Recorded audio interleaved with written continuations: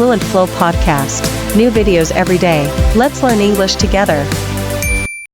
Welcome to the debate. Our focus today is, it's on one of the most persistent challenges in language acquisition, figuring out how to get truly effective listening practice. We're digging into some material that offers very specific tips, particularly for beginner and intermediate English learners.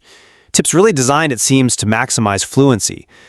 The core significance, I suppose, the real question before us, is nailing down precisely what counts as listening that actually helps you. And while the material definitely offers strategies built around, maximizing comfort and consistency, which, let's face it, are certainly appealing, we really have to rigorously examine whether those priorities, in the long run, truly maximize actual efficient language acquisition. Right, that's the tension, isn't it? We need to address whether the strategy that's really advocated here, prioritizing strictly slow, clear, and learner-made audio with a lot of repetition, is the essential stress-reducing pathway to long-term fluency. Or conversely, if that very restriction, that tight control, inevitably creates a kind of fluency gap by limiting the necessary exposure to the natural speed, the rhythm, the acoustic complexity of authentic English. Yeah, I suppose I come at it from a slightly different angle. I'd argue that building a consistent habit is, indispensable, absolutely. An exclusive and maybe prolonged focus on content that is so artificially controlled ultimately might fail to prepare the learner's brain for the real demands of, actual communication out there in the world. And conversely, I'm going to argue that maximizing the formation of that habit and ensuring a, let's say, stress-free environment, which is the approach the material really champions, is the non-negotiable, absolutely essential foundation. This approach directly tackles the primary frustration many learners face, that feeling of finding content just too fast, too hard, or not useful. If we don't solve that engagement problem right at the start, maybe nothing else matters. Okay, fair enough. Let's establish the grounds of this disagreement then. Okay, so my position, it really rests on the foundational goal of early listening, which is basically to teach the brain how the new language sounds. Not just what the words mean on paper, but its distinct prosody, its sound, its rhythm, its flow. The source material, I think, quite insightfully, highlights that when students jump into complex, fast media, like movies or TV shows, and they consequently feel lost or confused, they enter a state where learning pretty much stops. The cognitive load just overwhelms the system, right? It triggers frustration, avoidance. Therefore, progress, it argues, relies on a path that is simple, calm, and powerful. And that means content must be explicitly slow, clear, and made for learners. This clarity is what ensures the learner can actually adhere to tip 1. Listen every day, even for 5 minutes. Consistency in those small, successful steps, that's the real catalyst for big progress down the line. I understand that logic, I really do. And I certainly agree that a high cognitive load that leads to stress is a barrier. Of course it is. However, I have to challenge the idea that completely avoiding the natural acoustic reality of English constitutes genuinely helpful listening in the long view. The brain must, at some point, develop mechanisms to process language that is not intentionally pristine, not perfectly clear. If a learner spends months, say, exclusively in this bubble of slow, clear audio, they're essentially training their auditory system for a type of speech that, it simply doesn't exist very often in native interactions. I also question the strict interpretation of tip 2. This rigidity, this prioritizing repetition sometimes over seeking variety, it seems to limit the necessary exposure to the broad grammatical patterns, idiomatic usage, and just the sheer vocabulary breadth required for genuine, flexible proficiency. But are you maybe prioritizing breadth over retention, especially in those crucial early stages? If the auditory input is simply too fast to be segmented by the brain, isn't it effectively just noise? We see this principle even in, infant language acquisition, that early passive listening isn't about absorbing a huge vocabulary list. It's about embedding the foundational phonetics and the rhythmic structure of the language. Now, for the adult learner, sure, structure is needed, but the principle still holds, I think. Embed the patterns first. The consistency provided by this kind of controlled content ensures the brain actually registers those patterns rather than just giving up in, cognitive despair. We're trying to keep the learner in that optimal zone of comprehensible input. It's a compelling neurolinguistic argument, definitely. But let's talk about efficiency for a moment, which is often paramount for adult learners who, don't have years for passive acquisition like babies do. The material itself states the ultimate goal is to connect with people. So how long can we really afford to build that comfortable bubble? If our only tool is slow, pristine audio, aren't we potentially cultivating what linguists sometimes call a ceiling effect? That bubble bursts the very instant the learner encounters natural conversation, where things like co-articulation, reduced sounds, and just unpredictable pacing are frankly unavoidable. By avoiding faster media entirely, perhaps we're not actually preparing the learner for the inevitable complexity. Maybe we're just delaying the crisis of comprehension. And this, I think, leads us directly into our first critical point of contention, the role of stress versus, let's call it, necessary speed.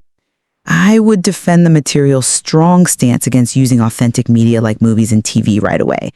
The claim is quite definitive. If content is too fast and causes confusion, it is not helpful listening. We can't just dismiss the emotional element here. High confusion equals high stress, which, neurologically speaking, triggers the amygdala, making input registration difficult and promoting that avoidance behavior we talked about. Tip 3, the advice to relax. It isn't just soft advice, it's actually a cognitive strategy. Learner-made audio is specifically designed to deliver complexity just below that frustration threshold, keeping the learning channel open, as it were. Okay. I totally concede that sustained confusion stops learning. Absolutely. That high stress avoidance response is very real. But is the definitive statement that faster content stops learning maybe a bit too absolute? I would argue that structured challenge is often the engine of growth. We need a more targeted approach, perhaps.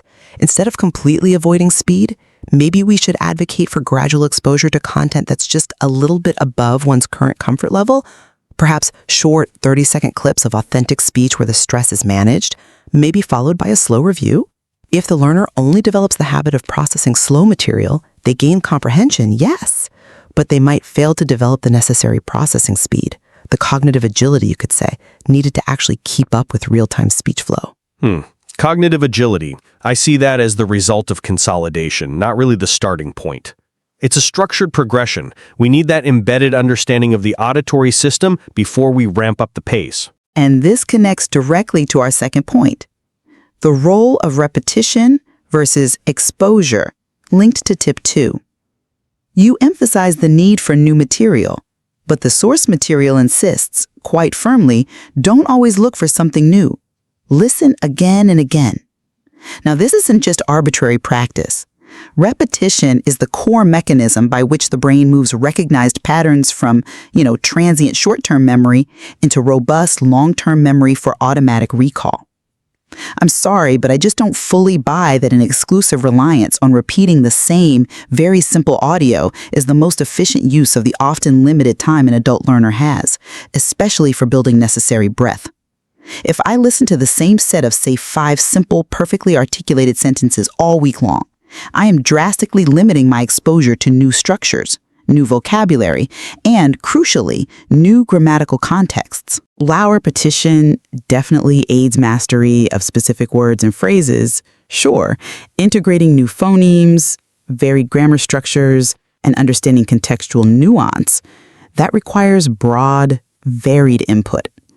If the content remains perpetually constrained to simple sentences, as the practice section seems to imply, the learner is essentially training for pattern recognition within a very small microcosm, not generalizing those skills to the holistic complexity of the language itself. That's an interesting point, but I might frame the goal of repetition slightly differently. It's not just about rote memorization of words. It's about auditory chunking, embedding the natural rhythm and prosody so deeply that the brain eventually stops hearing individual words and starts hearing phrases and grammatical units automatically. If a beginner is constantly hunting for new, complex material, they're diverting precious mental energy to just comprehending novelty, which is incredibly cognitively taxing instead of reinforcing the foundational sound system. Daily consistency, even for just those 5 minutes the material suggests, facilitated by using the same easily accessible, low-stress audio that's been shown to be superior to the sporadic, highly stressful effort of constantly chasing new, overly complex content that ultimately leads to high mental fatigue and often abandonment. Okay, I agree completely that burnout is the enemy of fluency, no question. And that moves us nicely to our third, and perhaps most subtle point. The framework of habit versus the quality of the content within that habit. You rightly champion integrating listening into daily routines, while drinking your morning coffee or before you go to sleep.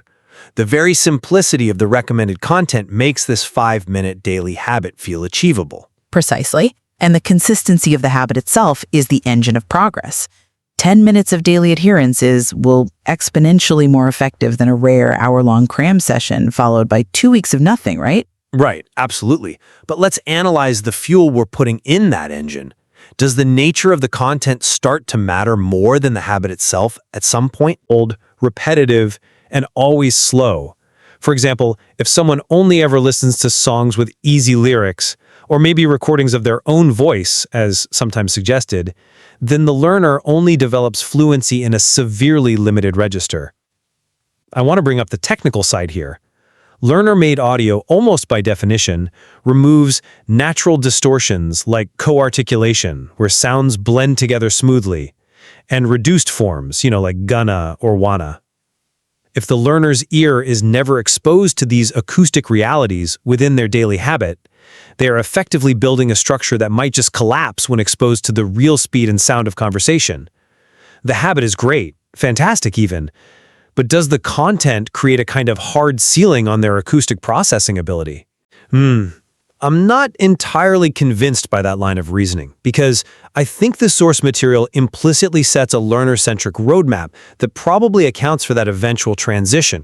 The purpose of this slow, structured listening initially is confidence building. It provides that low-stress stability needed to maintain the habit long enough to build the core auditory recognition. You really can't expect the brain to process speed effectively when it hasn't reliably segmented the individual sounds yet. The slow, clear audio is the load-bearing foundation, if you will, that prevents cognitive collapse later on. But surely the foundation needs to be structured to bear the right kind of load eventually. If the material actively shields the learner from the reduced sounds and the variable speed that are characteristic of natural speech, isn't that structure potentially flawed from the start? Perhaps we need to integrate brief, structured periods of faster, more authentic audio earlier than the source might suggest, maybe as a specific required challenge exercise, precisely to ensure the brain begins to wrestle with those real-world acoustics and develop the necessary processing shortcuts. If we wait too long, that cognitive gap between perfectly clear learner audio and natural speed conversation could become too wide to bridge without significant frustration. I still stand by the core idea that struggling excessively with acoustics causes confusion, and confusion, according to the principles laid out here, fundamentally disrupts learning. The strategic use of repetition and slow audio is designed, I believe, to maximize time efficiency by guaranteeing that every minute spent listening is productive learning, actual recognition and consolidation, rather than frustrating guesswork focused on deciphering reduced forms that the learner just doesn't have the framework to handle yet. It's about prioritizing successful recognition over potentially demoralizing failure early on. The value of guaranteed productive listening is clear, I grant you that. But we must acknowledge the inherent trade-off involved. We gain comfort and consistency, yes, but arguably by sacrificing crucial early exposure to the very complexity the learner must eventually master if they truly want to connect with people using the language naturally. So, to summarize my position, I believe the evidence presented strongly supports prioritizing clarity, low stress, and daily adherence through slow, repetitive content. This approach effectively trains the brain's ability to recognize the foundational auditory elements of English flow. And that, I argue, is the surest route past the common beginner bottleneck. And I'd reaffirm that while the daily habit is undeniably vital, learners must be mindful of the potential ceiling created by relying solely on extremely slow and simple audio for too long. Achieving the ultimate goal, which the material itself states is connecting with people effectively, requires eventually moving past that perfectly enunciated learner-made clarity to embrace and actually process natural speed and complexity. It's clear, then, that both perspectives offer distinct and valuable insights into how learners can best use their limited time to maximize progress. The strategies provided in the material are certainly masterful at ensuring consistency and building a strong foundational base for listening. Yes. But perhaps those strategies must be critically evaluated against the learner's specific fluency goals, and recognizing that the moment must arrive, and maybe sooner than the material explicitly implies, where the slow audio is strategically phased down or supplemented in favor of embracing the more dynamic and, yes, sometimes challenging rhythm of natural speech. There's definitely still much to explore in how to manage that critical phase shift effectively for different learners.